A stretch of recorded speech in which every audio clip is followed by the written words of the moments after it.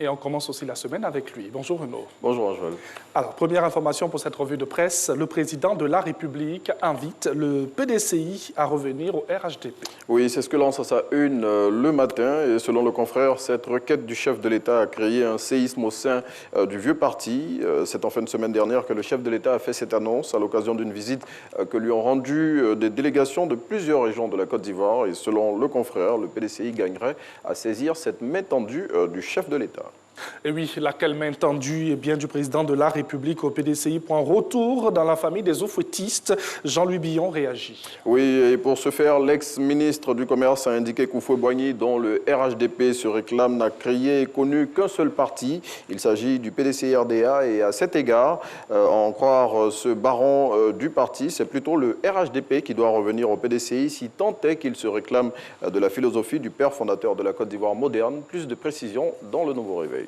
Et la fête du travail a été célébrée ce week-end. Oui, c'est ce samedi 1er mai qu'a été commémorée la fête du travail et la Côte d'Ivoire, à l'instar de nombreux pays dans le monde, n'a pas dérogé à cette célébration qui s'est tenue cette année à la primature sous la présidence du Premier ministre Patrick Achi. À cette occasion, répondant aux doléances des syndicats des travailleurs, Patrick Achi a révélé que l'État de Côte d'Ivoire allait leur allouer la somme de 800 millions de francs CFA pour leur fonctionnement. Et restons sur cette célébration. Donc, les syndicats des travailleurs attirent l'attention du Premier ministre sur les difficultés du moment. Oui, et notamment sur les coupures récurrentes d'électricité observées ces dernières semaines et qui ont concerné pour certaines l'ensemble du territoire national. Et au cours de cette cérémonie qui s'est tenue avec un nombre restreint d'invités en raison de la Covid-19, le Premier ministre a donné des assurances concernant cette question et a assuré que l'État de Côte d'Ivoire prenait toutes les dispositions pour apporter une réponse pérenne à cette situation. Une note triste, mais un bel hommage tout de même aux soldats décédés pendant la dernière attaque bien de Kafolo. Oui, à l'instar de ce qui avait été fait pour leurs frères d'armes tombés avant eux à Kafolo, les 3 soldats morts lors de la dernière attaque du poste de Kafolo le lundi 29 mars ont été honorés ce samedi au camp Gallieni en présence du ministre d'État, ministre de la Défense Téné Birahima, ainsi que des ministres Vagondo Diomandé, Konan Kouadio-Bertin ou encore Miss Belmond Dogo. Et à cette occasion, les 3 disparus ont été élevés au rang de chevalier dans l'Ordre national du mérite à titre posthume selon le Patriote. Et on change de sujet. Des proches de Laurent Gbagbo ont regagné Abidjan ce samedi. Oui, ils étaient 6 et au nombre desquels on comptait Kone Katinan, ex-porte-parole de Laurent Gbagbo, Damanan Adia Di Picas ou encore Koudou Jeannette, la sœur cadette de l'ex-chef d'État.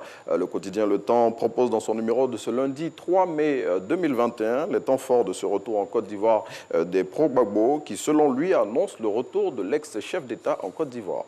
Le retour en Côte d'Ivoire de Laurent Gbagbo, donc on reste sur le sujet, les choses se précisent. Oui, tout à fait. Après le retour d'exil ce week-end de 6 de ses proches, Laurent Gbagbo est plus que jamais aux portes de la Côte d'Ivoire, selon Soir Info. Et à ce sujet, le confrère indique qu'une délégation de l'aile du FPI fidèle à l'ex-chef d'État a été reçue ce vendredi par le Premier ministre Patrick Achi pour discuter des modalités de son retour en Côte d'Ivoire.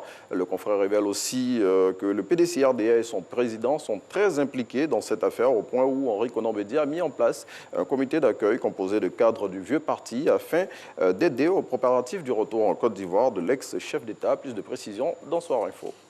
Parlons à présent de la célébration de la Journée mondiale de la liberté de la presse, célébrée donc aujourd'hui 3 mai. Oui, et à cette occasion, les journalistes de la Côte d'Ivoire vont se retrouver ce matin ici à la RTI, d'abord à l'entrée de la Maison Bleue, d'où partira une procession dans les rues de la commune de Cocody. Ils reviendront ensuite au stade de la haute fréquence, dans la cour de la télé, où ils feront des déclarations en présence du ministre de la Communication, des Médias et de la Francophonie, M. Amadou Koulibaly.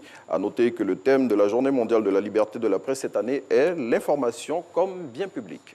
Et aussi, ce samedi, une conférence de presse a été animée par le procureur de la République. Oui, et au cours de cette rencontre avec les médias, Adou Richa a fait le point de plusieurs affaires pendantes devant son cabinet. Il a évoqué notamment les dossiers de l'attaque de Ndotré dans la nuit du 20 au 21 avril par des hommes armés et celui de la désobéissance civile et du complot contre l'autorité de l'État au lendemain de la présidentielle d'octobre 2020. Et à ce sujet, le procureur de la République a révélé que toutes les personnes impliquées dans la décapitation du jeune Nguessan Kofi Toussaint le 9 novembre 2020 à Daoukro ont été mises en prison. Allez, on va terminer cette revue de presse avec du sport. Les présidents de la FIFA et de la CAF seront en Côte d'Ivoire à compter de ce mardi. Oui, Gianni Infantino et Patrice Motsepe vont séjourner en Côte d'Ivoire pendant 2 jours. Et sur les motifs de cette visite en terre ivoirienne, Soir Info indique que le patron de la CAF vient en Côte d'Ivoire pour faire la promotion du championnat panafricain interscolaire qu'il a initié. Concernant le patron du football mondial, le confrère révèle qu'il est en mission pour Didier Drogba auprès des autorités ivoiriennes. Affaire à suivre donc. Yes. Merci Renaud.